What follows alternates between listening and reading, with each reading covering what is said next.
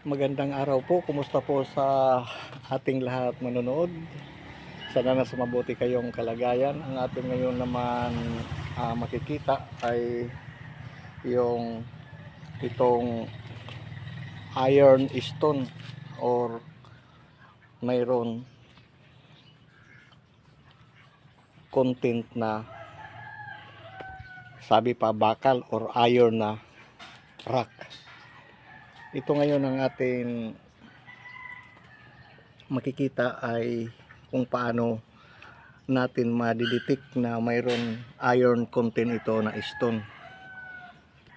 Bago tayo magpapatuloy, shoutout po sa lahat ng mga subscribers at viewers.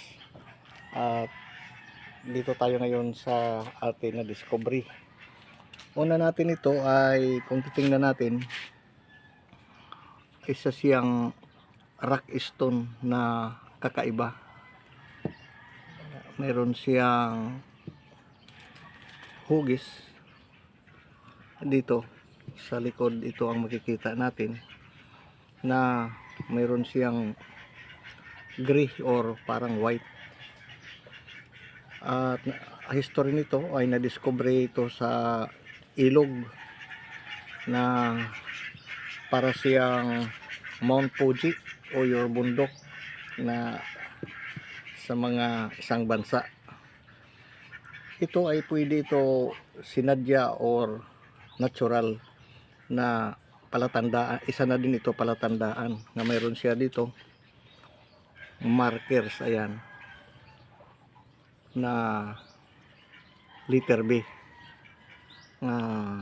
Kung makikita natin, para talaga siya in-engrave or inukit. So mahirap ito i-ukit sa kalikasan kung identify natin. Ngunit para siyang sinadya ng mga ng tao para isa itong markers sa isang lugar kung ano ang kanilang sikreto. Pero dito tayo kung paano natin kalatisin yung may iron na stone. Kumbaga may bakal siya or ano, may halo. Ito ay kung tingnan natin, hindi ito ordinary na stone. Meron siya kabigatan na 1 kilogram, mahigit pa nga nito. Ito yung base niya. So ngayon, kung paano natin malaman nga mayroon iron content yung stone. So gagamit tayo ngayon ng itong magnet at itatapat lang natin dito kung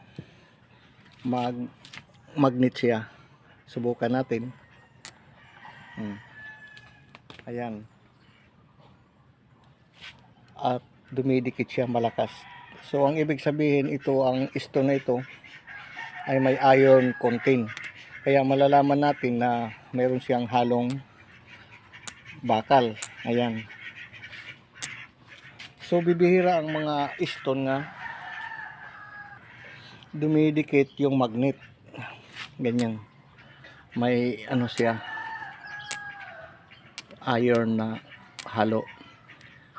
Ito yung mga stone nga sa mining, mga minimina nga mayroon itong halaga kung ipaprocess at mataas ito na kalidad ng bakal. At yun lang ang problema at hindi natin alam kung paano mag-process. Naditik lang natin nga mayroon siyang iron content. At makikita natin ang kulay parang siyang bakal. Ayan, may puti at gray dito natin sa likod. Ayan, malakas pa rin siya. Ang lakas ng magnet, humaking. Ayan, oh.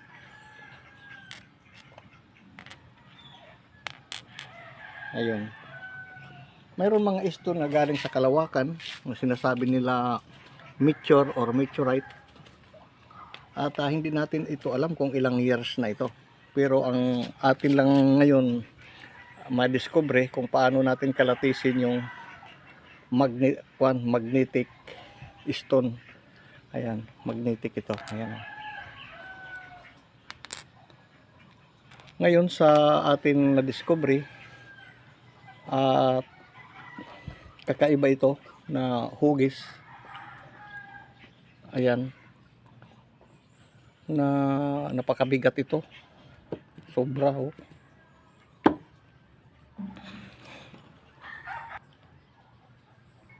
Ngayon dito sa puno ng nyug, marami tayo mga naipon na mga na-discover natin na mga rocks na may mga halo ito na mga pyrites gold ang iba, at dito mga namamagnet ang mga iyan tulad nito.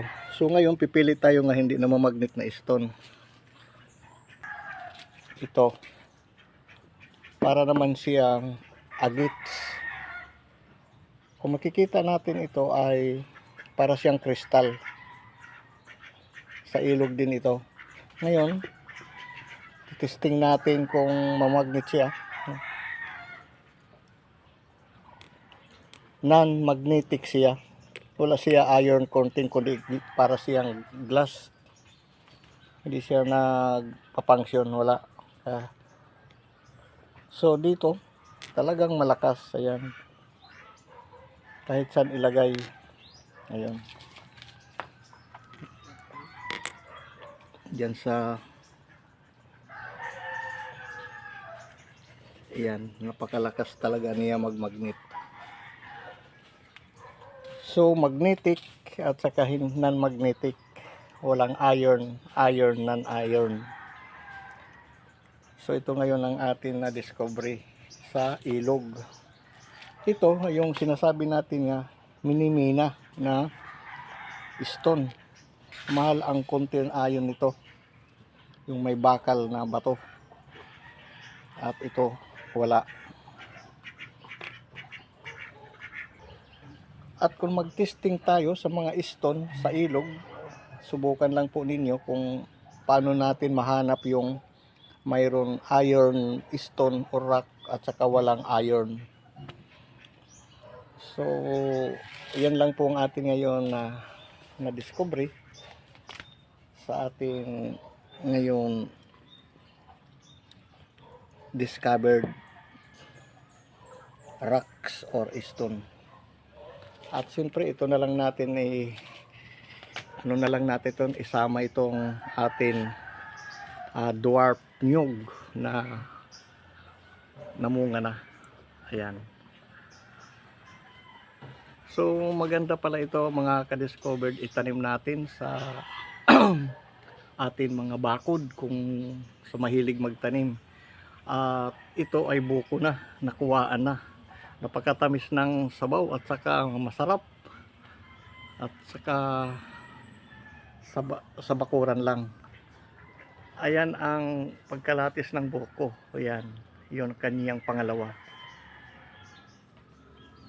Ito yung kanyang buko, at saka yan malapit na magata. Ayan. Sa mga mahilig po magtanim, mababa lang ito, mga hanggang baywang lang. Ang iba nga dito nakasayad sa lupa.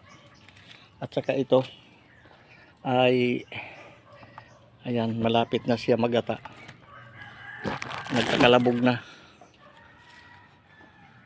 Ang kagandahan sa mga dwarf, mga ka-discoverers, meron ka pang buko, meron pa pang gata, pan emergency, saglit lang. At hindi ka na pupunta sa palengke dahil ang isang buko ngayon nasa 50 pesos o 30 o 40. Samantala kung meron tayo tanim at dito lang tayo kukuha, makaminos gastos.